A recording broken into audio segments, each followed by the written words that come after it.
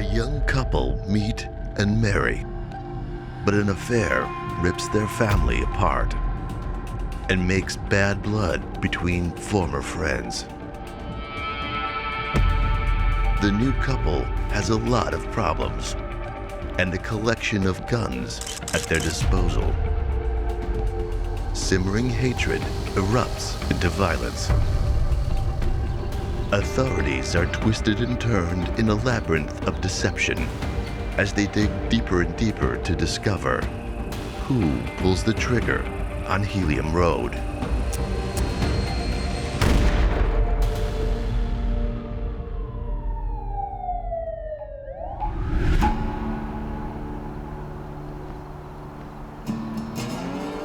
Amarillo is the Spanish word for yellow, and the name of the 14th most populous city in the state of Texas. Settled in 1887, the name probably sprang from the color of Amarillo's subsoil. Houses were once painted yellow to honor the name. Today, Amarillo is the home of the only nuclear weapons assembly and disassembly facility in the country, which gave rise to its nickname, Bomb City. The state of Texas is considered to have some of the most relaxed gun laws in the United States.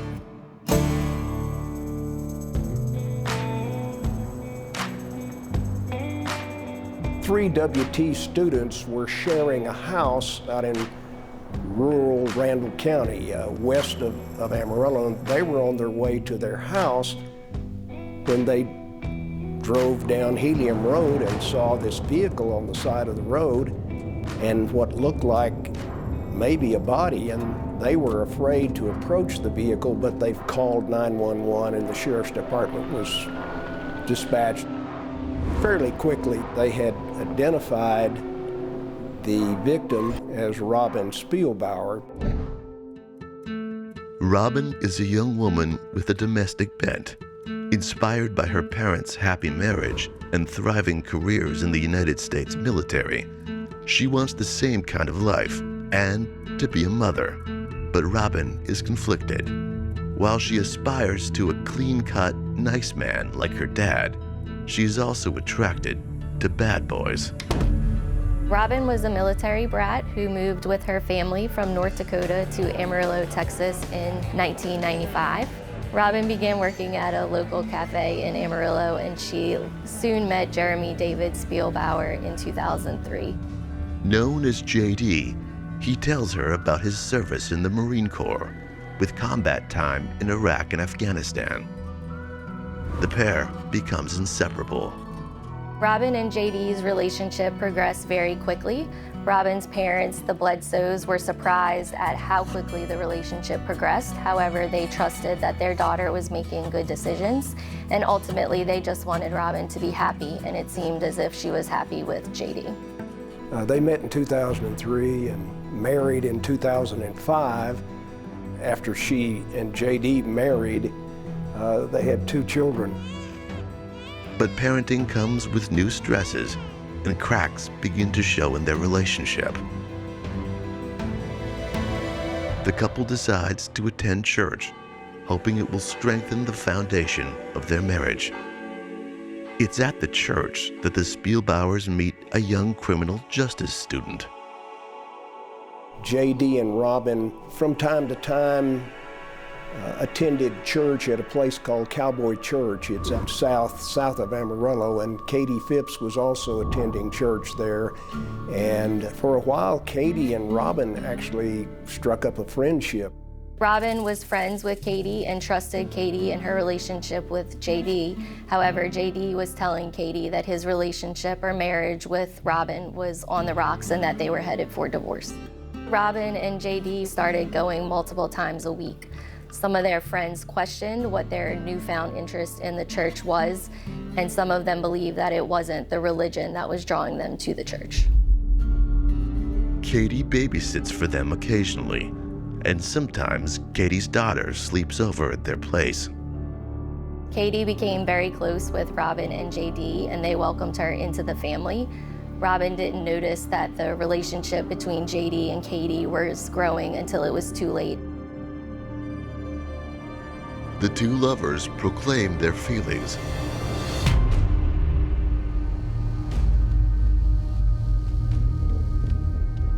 Robin files for divorce, and once it's finalized in 2013, JD marries Katie. JD and Katie had a lot of things in common, including their love of firearms. Between them, they had quite a collection of guns. There was stress in their marriage because Robin was still involved in their relationship due to the fact that JD and Robin had children together.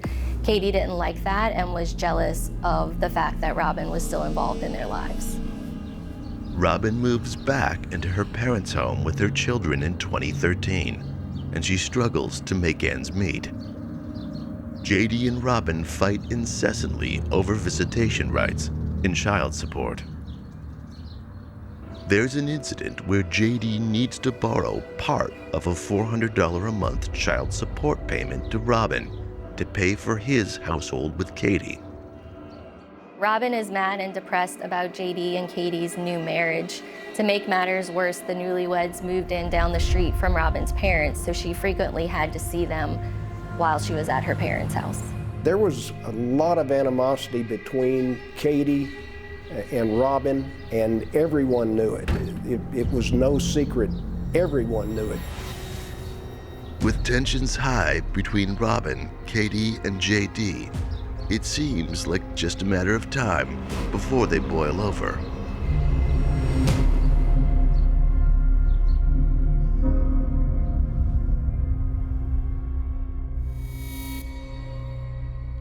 After a series of texts, Robin tucks her two children into bed and tells her mother she'll be back later.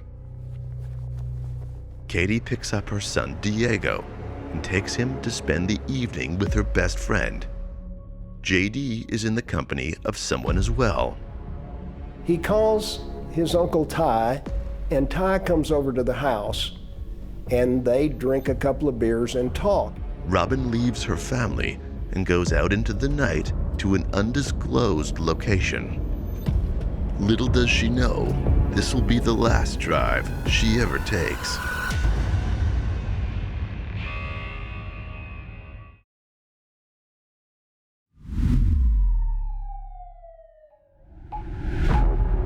Amarillo is the 14th most populous city in the state of Texas. It is in Amarillo that JD and Robin Spielbauer marry and have children. But JD's affair with a mutual friend turns into a messy divorce and remarriage. The three former friends struggle to be civil. On Helium Road, April 8th, 2014, a driver notices something bizarre. What appears to be a bloodied body is spotted beside an SUV. Emergency vehicles are summoned to the scene. The morning after Robin goes out, Robin's mother wakes up to see Robin never returned home to sleep. Initially, she isn't concerned, as Robin occasionally spends the night with friends. But by later in the morning, Robin's parents call and text some of Robin's friends and hunt for her presence on social media. Robin's dad calls police and hospitals in the area. The Amarillo Police Department shows up to the house around 11 a.m. to file a missing persons report. Under Texas law, there's no waiting period to report a missing person if the reporting person thinks that the missing person's life may be in danger. Later that afternoon, a friend of Robin's alerts the family of a news article that shows a black SUV surrounded by first responder vehicles. It looks just like Robin's vehicle, and a parent's worst nightmare is about to be confirmed. A female victim is found beside the vehicle, west of Amarillo, near the intersection of Helium Road and West County Road 34. She's been the victim of foul play. District Attorney James Farr is contacted. It was standard practice for the Sheriff's Department to contact me if a homicide had occurred. And once Robin's body was discovered at 34th and Helium, they contacted me, and I was present and offering advice and suggestions throughout their investigation. Authorities note strange pink color smears on Robin's car window. They saw damage to the vehicle, contact marks. They saw scratches, they saw paint, transfer of paint. Something hard, probably metallic, had been used to strike that window several times and cause chip marks, and there was a pink smear on the window. Hard objects come in contact, especially in a scraping motion or a hitting motion, you're going to have a transfer of paint if there's paint on that particular object. No wallet or phone is found on the victim, who shows the signs of having engaged in a struggle. It was obvious that she had suffered several serious blows to her head and neck and face area. When you see that, you look, well, this person looked like they were beat up. She looks like she was beat up. She had injuries that were consistent with several blows to her head and face. They believe she had died as a result of blunt force trauma. This appears to be a clear-cut case of a robbery gone wrong. Robin's wallet was missing and her cell phone was missing when the investigation began. Whoever killed Robin took her wallet and her phone. We didn't know whether, was this a robbery? Was this just a random event out on Helium Road? By mid-afternoon, the sheriff's department had contacted her parents, and her parents had confirmed that they believed that was Robin. Police gather information from people who know Robin.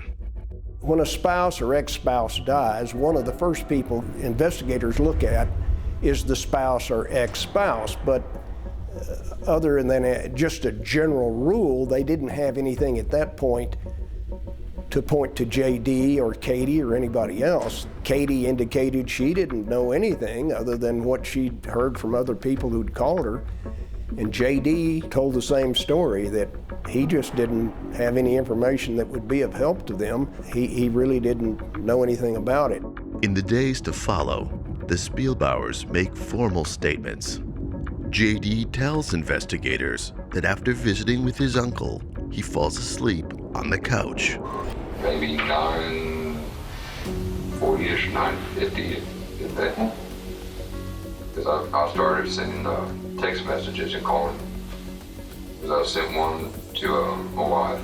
She said, we're good, everything's okay. I was like, okay. About 10:15, he calls Uncle Ty and wants him to come back over to the house. JD tells Uncle Ty in the garage that night, you know, I've got a bad feeling about Robin. I just have an uneasy feeling this seemed to be by school. JD then proceeds to send Robin a text at 10:18, asking if everyone is okay. I didn't get a text or anything from her. I was like, okay. Tried calling her, got her voicemail. Like, all right, maybe she's busy, sleeping, I don't know. Police are satisfied at first. Robin's cell phone was missing from the scene. However, the detectives were able to recover information from her service provider. And in those text messages, it was obvious there was communication between JD and Robin, and that Robin believed they were going to meet that evening of the 7th. And so, for obvious reasons, they bring JD back into the sheriff's office and interview him and confront him with this text message information. Police confront JD with the text messages from the missing cell phone that no one ever expected to see.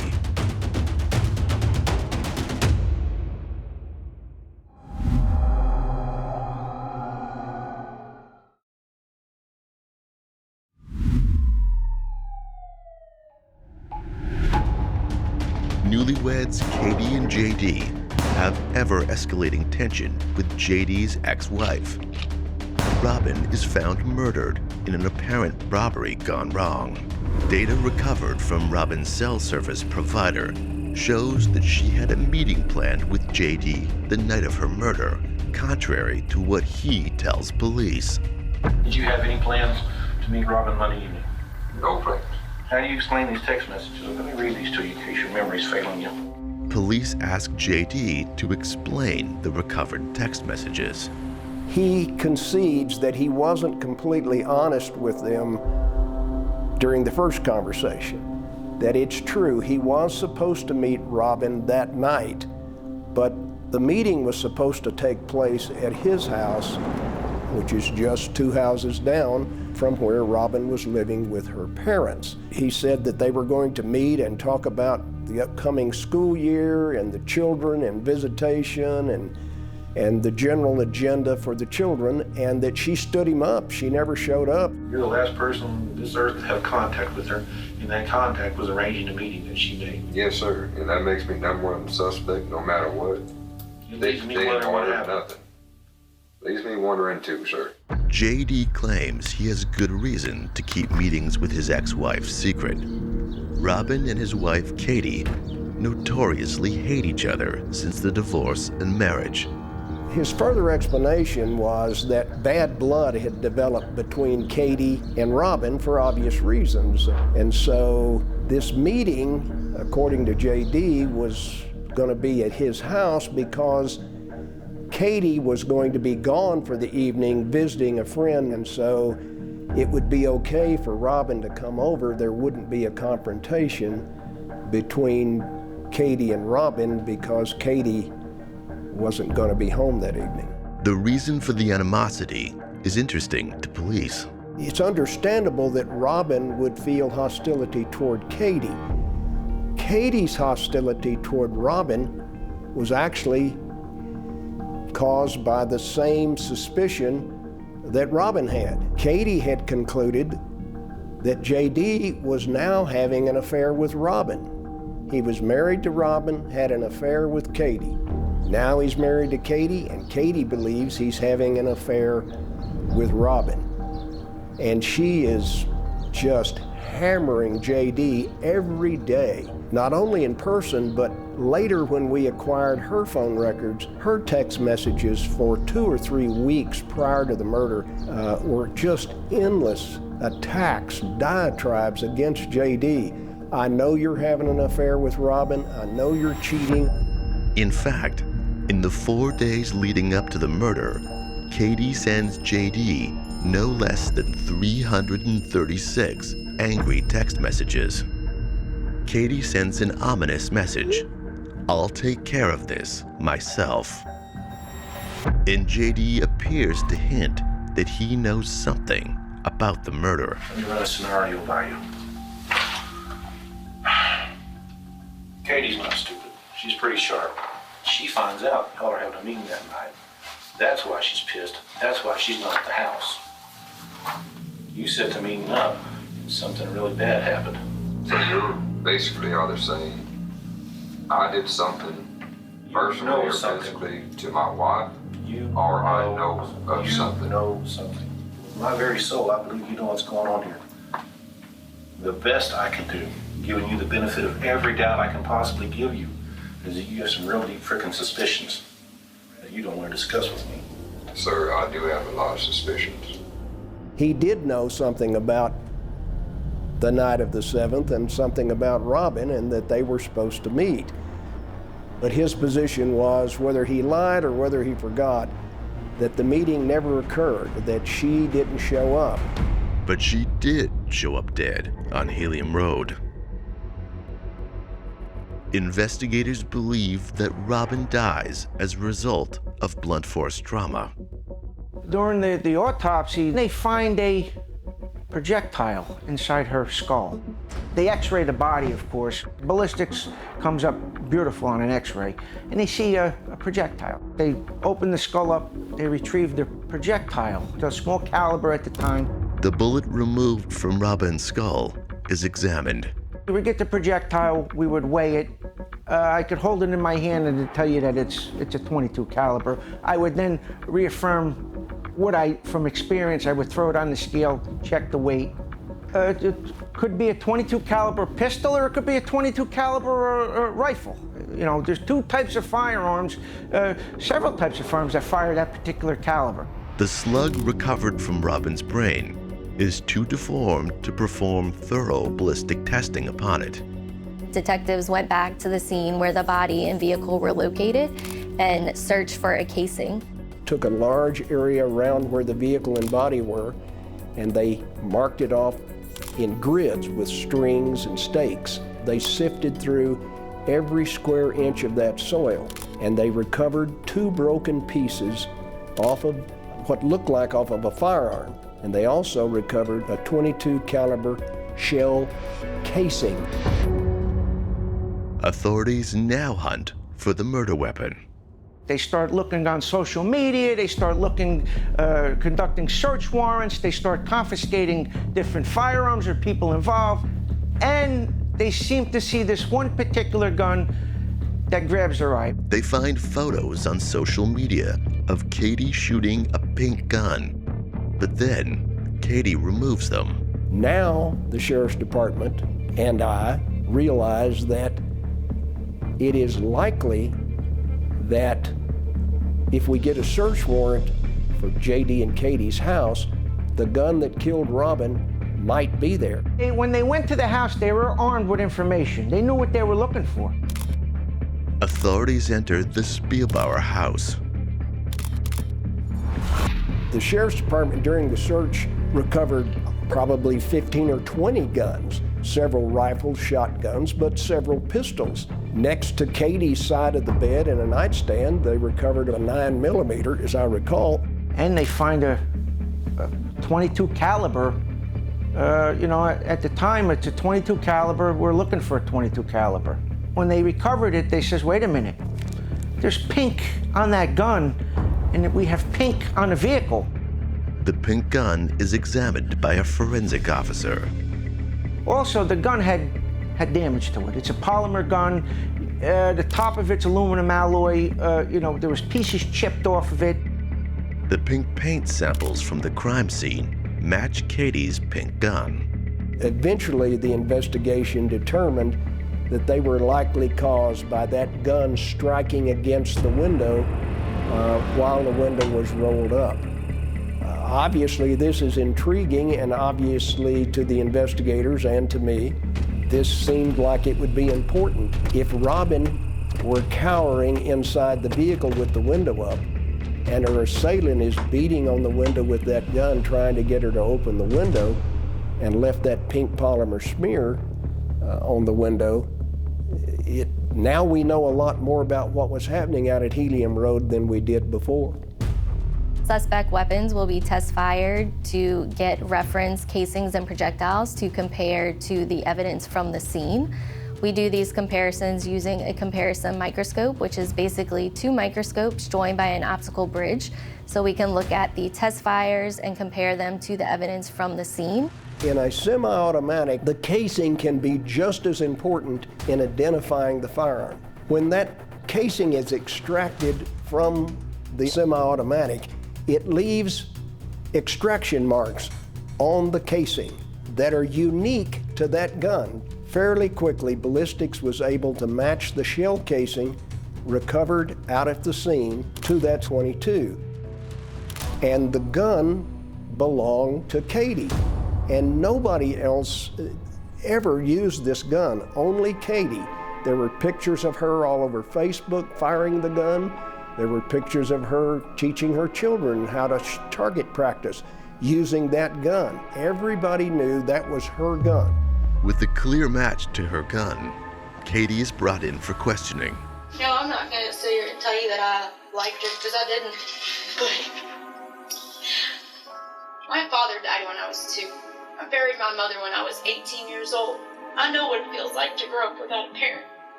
I would never do that to anybody. I'm not a murderer. I may be a lot of things, but I'm not a murderer. Her text messages, however, seem to tell another story. On the 7th, the last communication she had with JD was a text message. in which again, about 3 o'clock, she accuses JD again of having an affair with Robin. He denies it again, and she says, "I'll take care of this myself. I'll put an end to it." 7, 8 hours later, Robin's dead with a bullet in her brain, and so it was easy to think, well, I guess she took care of it. JD tells investigators his version of events. Got in the back seat with her, and we was talking about the girls, the STARS test coming up. JD puts Katie at the scene of the murder. Eventually, he admits he went out to Helium Road and 34th to meet Robin. He claims that Katie then showed up and caught them there together. A few moments later, hear a tapping on the glass. End up opening the door, and I see Katie there, which took me by surprise. And that's the last time JD says he sees Robin alive.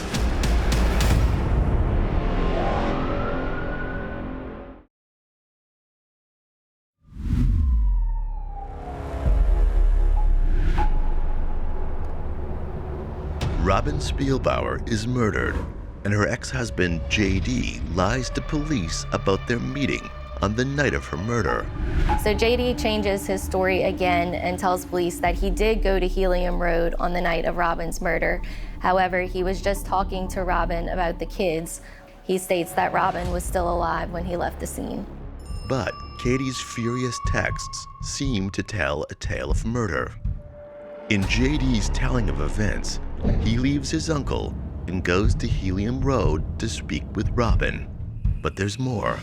JD says Katie shows up unexpectedly. They're bickering back at each other. I'm trying to stop the bickering. I just put my foot down and say, this isn't what it looks like. We're talking about the girls. That's it. She says something along the lines of, yeah, I don't give a I turn to Katie, I tell her, let's get in the car, let's go home. Put the foot down. This is done. I shut her door, and I go walking back to my truck. He says, well, by the way, those chip marks on the window, that didn't happen while I was there. That had to have happened after I left, because there weren't any chip marks on the window when I left. Katie attests she and her son Diego spend the evening with friends and leave about 10:13. However, Katie's best friend can't confirm that. She believes Katie left at 9:50, which would give Katie time to kill Robin. JD tells the police that he originally lied because he thinks that Katie may have killed Robin and he wanted to protect her. Forgive me for if I ended up misleading anybody. I was hoping that this wasn't true. Seriously. I still love Katie with everything I got. Katie, however, is starting to have suspicions of her own. I don't know. I'm starting to think maybe JD did it. Katie demands a polygraph test to prove her innocence. With her pink gun established as the murder weapon and her husband's eyewitness testimony against her, this is a last-ditch attempt by Katie. Polygraphs are not admissible in most criminal courts. However, police often use them as investigative aids to help include or exclude suspects. Katie fails not one, but 2 polygraph tests. The case against her stacks higher and higher. Authorities trace Katie's cell phone and discover the night of the murder, it registers a ping off a cell phone tower. The digital information we get from a ping tells us whether you're checking your voicemail or whether you're having a conversation or what it is you're doing on the phone. It tells us what time it took place. And it tells us you're within the range of the cell tower. The information places Katie in a location and timeline that indicates she could have been leaving the scene of the murder. And so when we added all that up and the sheriff's department brought me all of that information, I filed a murder charge against Katie Spielbauer. Katie steadfastly maintains her innocence. I did not do this. So you have nothing to do with That's not true. I don't know. She was arrested and charged with the murder of Robin Spielbauer.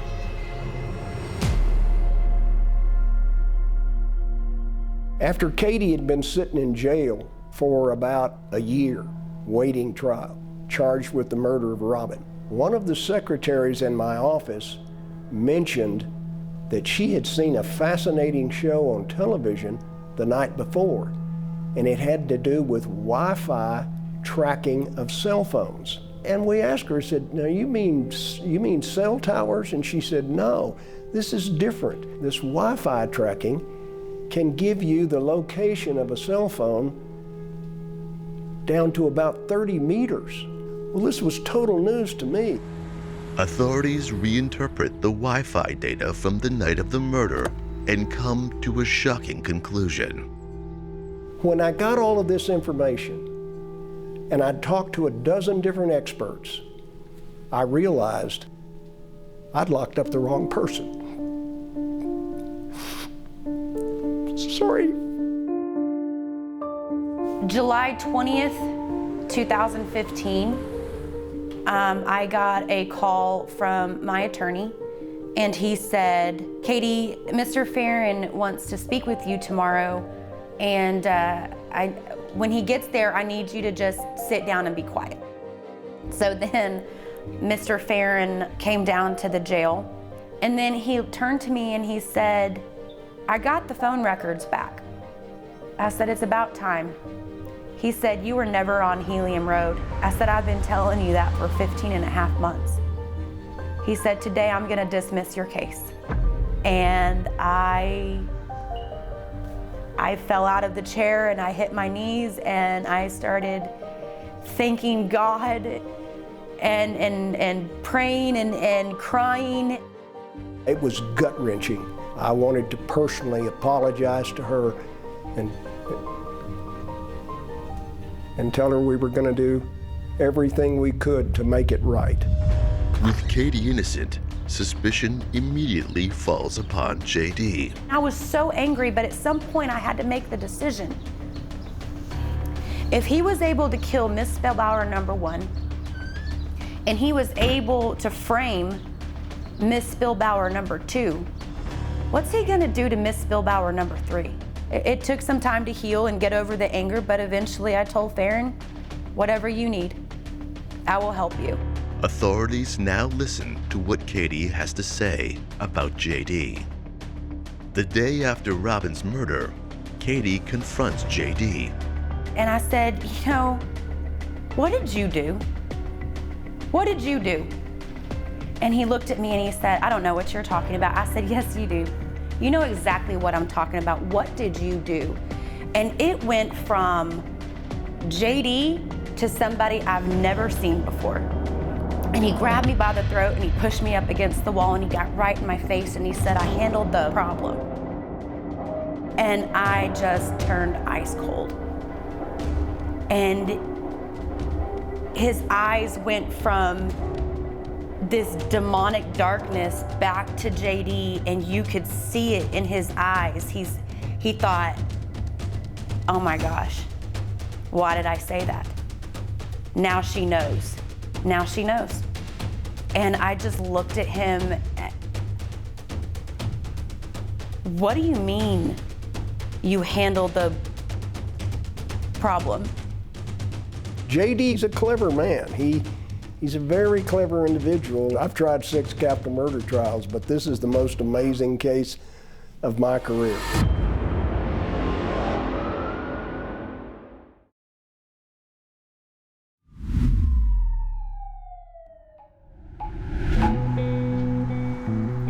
JD Spielbauer implicates his wife, Katie Spielbauer, as the killer of his ex-wife, Robin. Katie sits in jail awaiting trial for 467 days.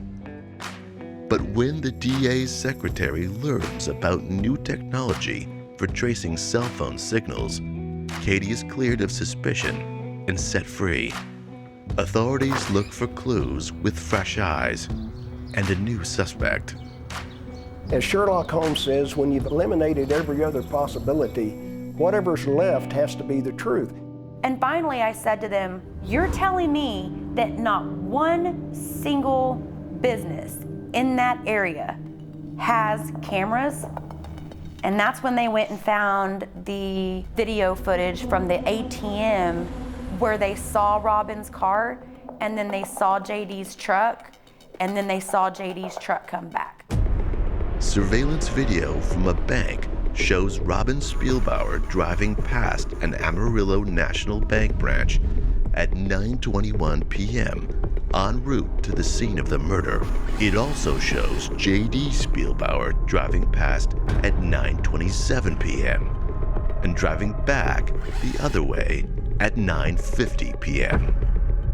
As investigators search for more evidence against JD, one of JD's ex-girlfriends has more to say than she initially let on. We actually interviewed her 3 times because our original source kept saying, she's not telling you everything she knows, she's just afraid of JD.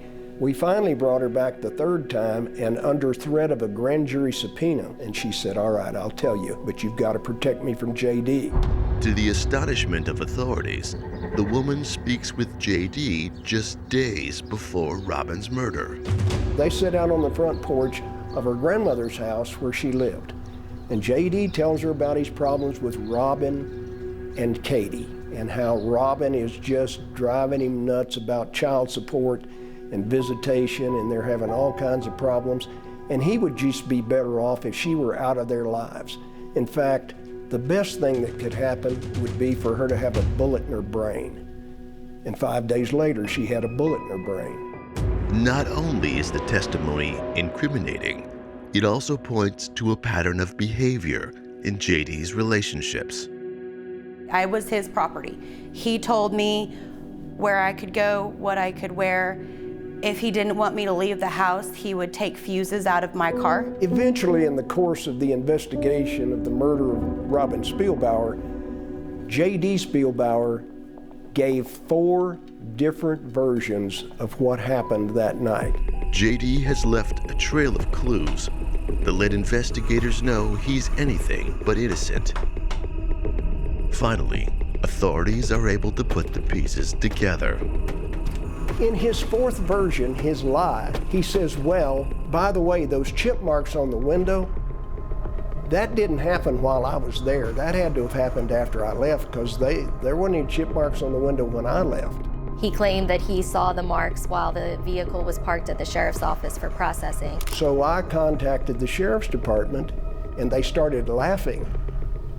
And I said, what is so funny? And they said, we took that window out of the vehicle and sent it to the lab in Lubbock. It's been in the lab in Lubbock 120 miles away since the day after the investigation started. So unless he can see from here to Lubbock, he didn't see any chip marks on the window at the sheriff's department. As police revisit the evidence they had collected from the initial investigation, more and more clues fall into place. When they executed the search warrant on the house, JD's standing there next to me and he says, you know they're gonna take all of our guns, right? He was so nervous about that. Now, at the time, nobody thought that was important. But looking back later, how did JD know they were gonna look for guns? Everybody thought Robin died from blunt force trauma. Why would they be looking for guns? The only person who knew a gun would be important is the person that killed her. We had approximately 8 firearms in the house. The only gun that was registered to me, the only one that I ever actually purchased, was a pink .22.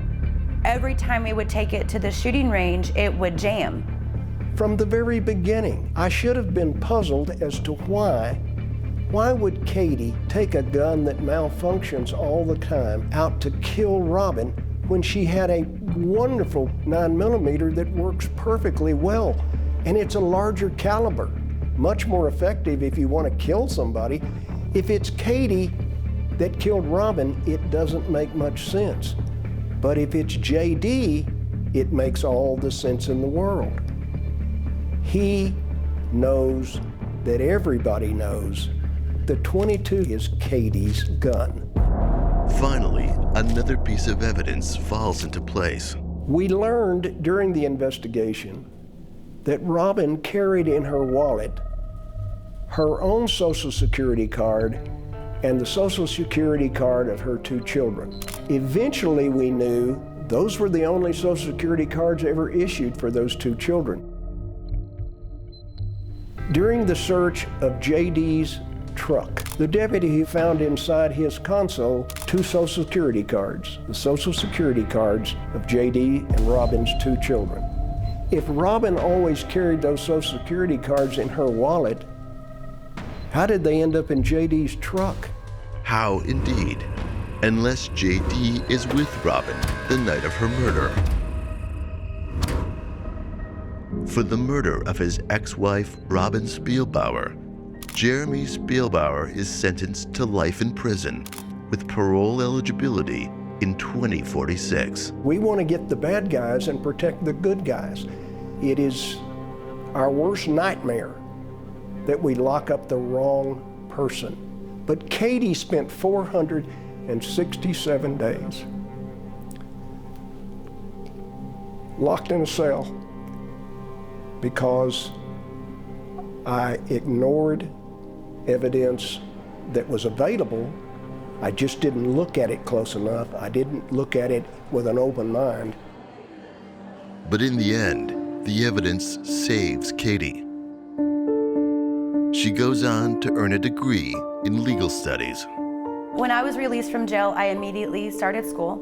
I'm the first person in my family to graduate college. I got a bachelor's degree in legal studies, and I work as a defense paralegal for a wonderful attorney here in town. Now divorced from JD Spielbauer, she vows to work to help those who are wrongly accused. I am also the director of strategy for a nonprofit called Ignite You First. Our goal is to break generational cycles of trauma and to build hope in people who have been through anything that could be considered a traumatic event. Katie's a good person at heart. I'll never pass up an opportunity to tell the world that I made a mistake and she's innocent. She had nothing to do with the death of Robin Spielbauer.